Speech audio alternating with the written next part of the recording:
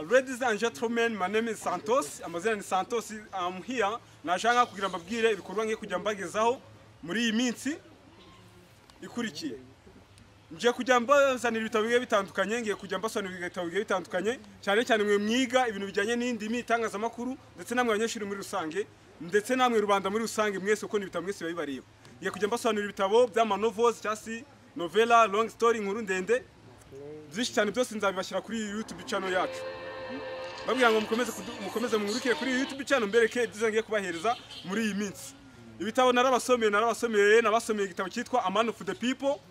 A Man of the People. Cyanditswe na Chinua Achebe.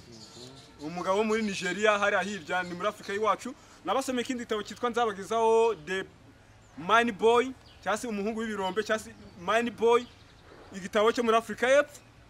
Icyo nacyo nakibasomeye cyabazuma. Nacyo nzabakibagizaho kuri channel yacu banyeshuri ndetse inshuti zanjye. Muwe mu following gusa mukomeze mugirute mumurike mukora subscribe, share na comment kuri YouTube channel yacu. Nzabagezaho ikindi gitabo cyitwa Animal Farm. Animal Farm abantu mwiza amateka, abantu baza amateka mu buzima busanzwe murayizi. Igitabo cyo muzantu hari kubera intambara zikomeye cyane. Aho hantu ni muri mu Burusiya, igitabo cy'Abarusiya cy'aba Stalin. Aho uriya mwanditsi yafashe icyo bitabo yafata abayobozi abagiranya n'imbeba n'inzoka abagiranya n'ingurube n'ibintu byinshi bigiye bitandukanye. Icyo bitabo nacyo nakibasomeye nzakibagizaho Animal Farm. Nzabagezaho igitabo cyitwa The Pill. The Pill hara muri La Paz Peninsula ni hara epfo muri Amerika y'Amajyepfo. I mean ni hafi aho ngaho. Muri Mexique icyo bitabo nacyo nzakibagezaho cyanditswe n'umugabo witwa John Steinbeck. Si ibitabo nzabagezaho na short stories, novels, nazo nzazibagezaho. Nzabagezaho no yitwa Casual Cycle, you know it. Nzabagezaho ni Play.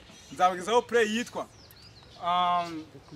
Inclusive nayo nzayibagezaho nta kibazo nayo aho ngaho habaye. Nzabagezaho Play yitwa Julius Caesar ya Shakespeare, William Shakespeare muramuzi uri wanditse inkuru za Romeo na ba Juliet, you know him. Nzabagezaho Play zose nzazibagezaho. Nta nimwe nzayibuze kubasigira rwose. Mwe mfe gukurikira hanga gusa nzabagezaho bitabo bigiye bitandukanye ntacyo muzamburana ni ntarungu kuri YouTube channel yacu. Ni Santos.